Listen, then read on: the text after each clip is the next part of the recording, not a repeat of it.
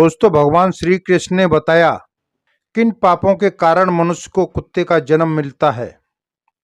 मित्रों, प्रत्येक मनुष्य को उसके कर्मों के आधार पर उन्हें मृत्यु के बाद सजा भोगनी पड़ती है और जब उनकी सजा पूरी हो जाती है तो पृथ्वी लोक पर दूसरा जन्म प्राप्त होता है। जो जैसा कर्म करता है उसे उसी प्रकार से दोबारा योनि प्राप्त होती है।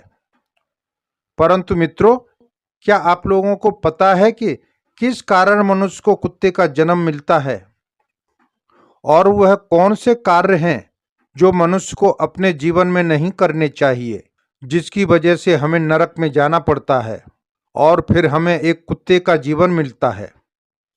मित्रों, हिंदू ग्रंथों के अनुसार इस धरती पर रहने वाले सभी मनुष्यों को मृत्यु के बाद उनके कर्मों के अनुसार अलग अलग योनि में जन्म मिलता है।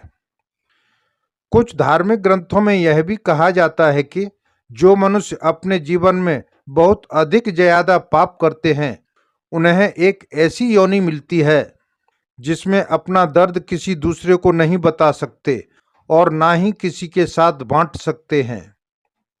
और दोस्तों, आज मैं आपको बताने वाला हूं कि वह कौन सा कार्य है जो मनुष्य को अपने जीवन में कभी नहीं करना चाहिए, नहीं तो उसे कुत्ते का जीवन मिलना तय है।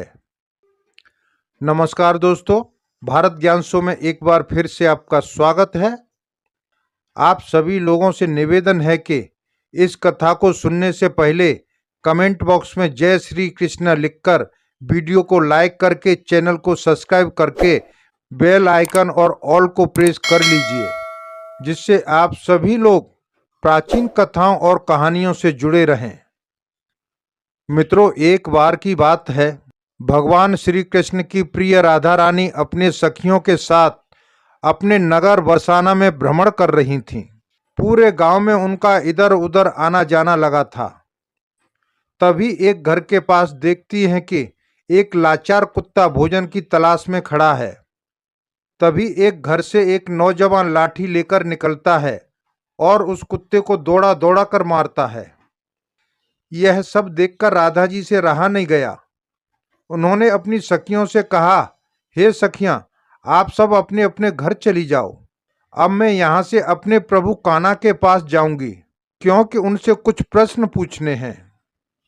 और फिर वहां से राधा रानी भगवान श्री कृष्ण से मिलने के लिए चल देती हैं। इधर भगवान श्री कृष्ण अपने राजभवन में स्वर्ण से बनी सिंहासन पर विराजमान थे। तभी उनके पास भवन में उनकी प्रिय राधा रानी पहुंचती हैं और भगवान श्री कृष्ण से कहती हैं, हे कान्हा, जब मैं आज अपने नगर में भ्रमण कर रही थी तो मैंने देखा कि एक कुत्ता कष्ट भरा जीवन जी रहा था और वह जिसके भी द्वार पर जाता लोग उसे डंडे लेकर दौड़ा दौड़ा कर पीट रहे थे और उसको अपने भोजन के लिए इधर उधर भटकना पड़ रहा था, किंतु उसे पेट भरने के लिए कहीं भी भोजन नहीं मिल रहा था। हे प्रभु, इसे देखकर मेरे मन में एक सवाल उठ रहा है और मैं चाहती हूं कि आप मेरे प्रश्न का उत्तर दें। मित्रों, फिर भगवान श्री कृष्ण आगे कहते हैं, हे प्रिय राधा रानी, आपके मन में जो भी प्रश्न है मुझे निश्चिंत होकर बताओ, मैं तुम्हारे प्रश्न का उत्तर अवश्य दूंगा। फिर राधा रानी कहती हैं, हे प्रभु, मेरा प्रश्न ये है कि किस पाप के कारण मनुष्य को कुत्ते का जन्म मिलता है। मित्रों, फिर आगे भगवान श्री कृष्ण कहते हैं, हे प्रिय राधा रानी, आज मैं आपको एक कथा सुनाता हूँ जिसे सुनकर आपको अपने प्रश्न का उत्तर जरूर मिल जाएगा। इसीलिए हे प्रिय, इस कथा को पूरे ध्यान से सुनना।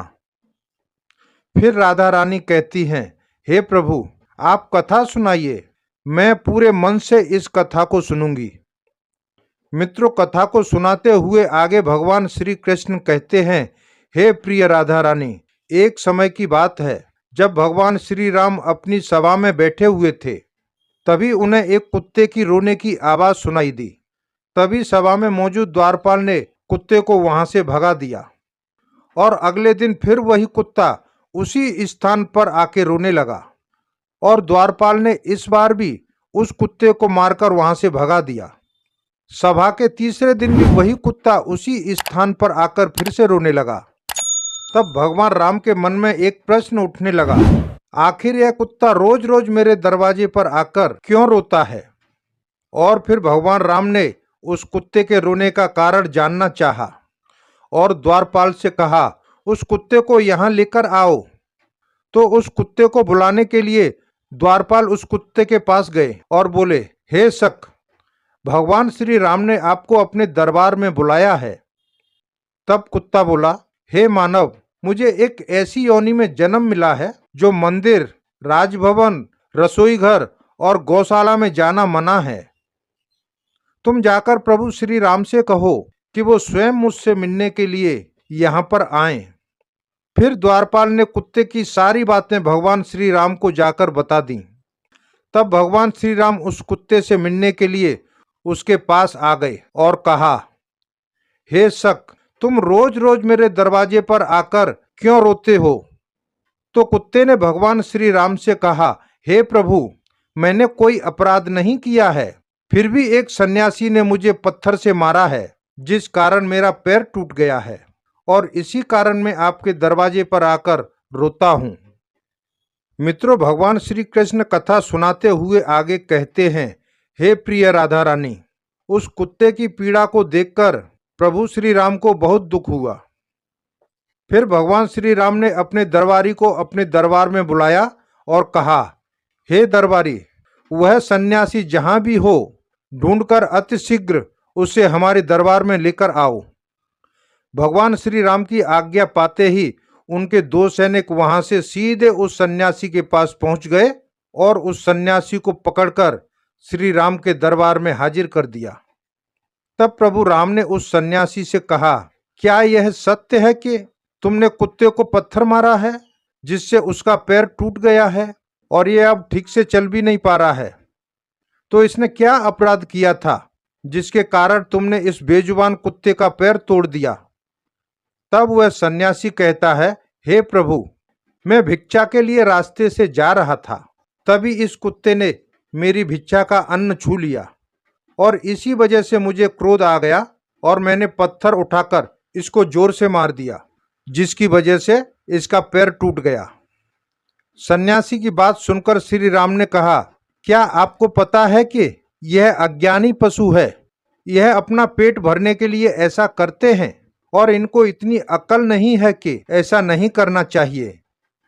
यदि इस कुत्ते ने आपके अन्न को छू लिया था तो इसमें इसका कोई अपराध नहीं है और ऐसा करना तो इनकी स्वाभाविक प्रवृत्ति है, और इतनी सी बात के लिए आप इस कुत्ते को इतनी बड़ी सजा नहीं दे सकते। अपराध इसने नहीं, अपराध तो आपने किया है जो एक सन्यासी होकर इस कुत्ते का पैर तोड़ दिया। इसके लिए आप ही इसके अपराधी हैं। मित्रों, आगे भगवान श्री कृष्ण कहते हैं, हे प्रिय राधा रानी, भगवान श्री राम उस कुत्ते से कहते हैं, यह सन्यासी तुम्हारा अपराधी है और तुम जो चाहो वह सजा इसको दे सकते हो। फिर भगवान राम की ये बात सुनकर उस कुत्ते ने कहा, हे भगवान, इस सन्यासी को किसी महल का राजा बना दिया जाए। तब श्री राम ने उस कुत्ते की बात को स्वीकार कर लिया और उस सन्यासी को सुंदर वस्त्र पहनाकर घोड़े पर बिठा दिया और उस सन्यासी को एक महल में लेकर गए और वहां का राजा बना दिया। जब वह सन्यासी राजा बनकर एक स्वर्ण से बनी सिंहासन पर बैठ गया तो उसे वस्त्र भी राजा महाराजा जैसे मिल गए। इतनी सारी शानो शौकत पाकर वह सन्यासी अति प्रसन्न हुआ और सोचने लगा, मैंने अपने जीवन में कभी सपना भी नहीं देखा था कि मैं एक राजा बनेगा और एक कुत्ते ने मुझे राजा बना दिया। सच में इस कुत्ते में अकल नहीं है, क्योंकि मैंने इसकी टांग तोड़ दी पर उसने मुझे सजा देने की बजाय महल का राजा बना दिया। यह सब कुछ देखकर लोग बहुत आश्चर्यचकित थे और लोगों ने प्रभु श्री राम से पूछा, हे प्रभु, इस कुत्ते ने उस सन्यासी को राजा क्यों बना दिया, जबकि उस सन्यासी ने तो कुत्ते का पैर तोड़ दिया था? गांव के लोगों की इस बात को सुनकर प्रभु श्री राम ने कहा, इस सवाल का जवाब आप लोगों को वो कुत्ता ही दे सकता है। जब सभी लोग उस कुत्ते के पास गए और उस कुत्ते से पूछा कि आपने उस सन्यासी के साथ ऐसा क्यों किया? उसे दंड देने की बजाय तुमने उसे एक राज्य का राजा बना दिया। तो कुत्ता मुस्कुराते हुए बोला, तुम जानना चाहते हो कि मैंने उस सन्यासी को सजा देने के बजाय महल का राजा क्यों बना दिया?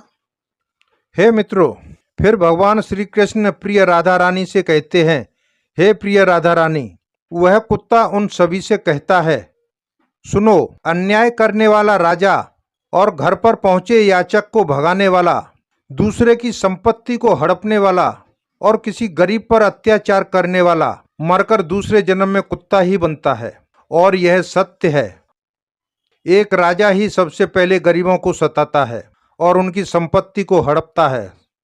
फिर आगे कुत्ते ने कहा, मैं भी पिछले जन्म में एक राजा था और मैंने गरीबों को खूब सताया था और उनकी मेहनत का धन खूब हड़पा था और मैं भी लोगों के साथ बहुत अन्याय करता था और बेसहाय लोगों और गरीबों की जमीनों को हड़प लिया करता था और अपने से छोटे लोगों पर खूब अत्याचार करता था, जिसके कारण मुझे इस जन्म में कुत्ते का जीवन मिला है और मैं अपने पापों का फल भोग रहा हूँ। और मैंने उस सन्यासी को इसीलिए राजा बनाया है ताकि उसे भी अगले जन्म में कुत्ते का जीवन मिले और तब उसे पता चलेगा कि कुत्ते की जिंदगी कैसी होती है। अपने पेट पालने के लिए मार खानी पड़ती है और हम कुत्तों का जीवन आसान नहीं होता है। मित्रों, कथा को आगे सुनाते हुए भगवान श्री कृष्ण कहते हैं, हे प्रिय राधा रानी, यह वही लोग हैं जो पाप धोने के लिए गंगा जी में जाते हैं किंतु वहां से आते ही फिर से पाप करना शुरू कर देते हैं। तब राधा रानी कहती हैं, हे प्रभु, क्या गंगा जी में पाप नहीं धुलते हैं? तब भगवान श्री कृष्ण मुस्कुराते हुए कहते हैं, हे प्रिय राधा रानी, गंगा जी में वही पाप धुलता है जो अनजाने में हो जाते हैं। जानबूझकर किए गए पाप कभी नहीं धुलते हैं। और गंगा जी में स्नान करने से वही मनुष्य पवित्र होता है जिसका मन साफ हो और मन में कोई छल और गंदे विचार नहीं हो। और गंगा जी में छल करने वाले और दूसरों की बहन बेटियों पर बुरी नजर रखने वाले लोगों का कुछ नहीं होता। प्रत्येक मनुष्य को अपने कर्मों का फल अवश्य मिलता है। मित्रों, इसलिए आप लोगों से हाथ जोड़कर विनती है कि किसी बेजुबान जानवर को अगर हम लोग एक वक्त पेट भरने के लिए अन्न नहीं दे सकते हैं तो उसे कष्ट पहुंचाने का भी हमें कोई अधिकार नहीं है। और आप लोगों से मेरा हाथ जोड़कर निवेदन है कि किसी भी बेजुबान जानवर को कभी भी कष्ट ना दें। यदि कोई कुत्ता या बेजुबान जानवर आपके घर पर आता है तो उसे यदि रोटी नहीं दे सकते तो उसे मारो भी मत, क्योंकि वह भी एक जीव है, उसे भी दर्द होता है और ईश्वर सबके पापों को देखता है। मित्रों, इस प्रकार से भगवान श्री कृष्ण ने अपनी राधा रानी को बताया कि कौन से पापों के कारण मनुष्य अगले जन्म में कुत्ते का जीवन मिलता है। मित्रों, उम्मीद करता हूं आप सभी लोगों को हमारे द्वारा बताई गई कथा पसंद आई होगी। अगर आप लोगों को ये कथा पसंद आई हो तो वीडियो को लाइक जरूर करें और कमेंट बॉक्स में जय श्री कृष्ण लिखकर चैनल को सब्सक्राइब कर लें और बेल आइकन और ऑल को प्रेस जरूर कर लीजिए, जिससे आप सभी लोगों को भारत ज्ञान शो की सुंदर कथाएं सबसे पहले आपको प्राप्त हो सकें। मित्रों, मेरा पूरा वीडियो देखने के लिए आप सभी को धन्यवाद। जय हिंद, वंदे मातरम।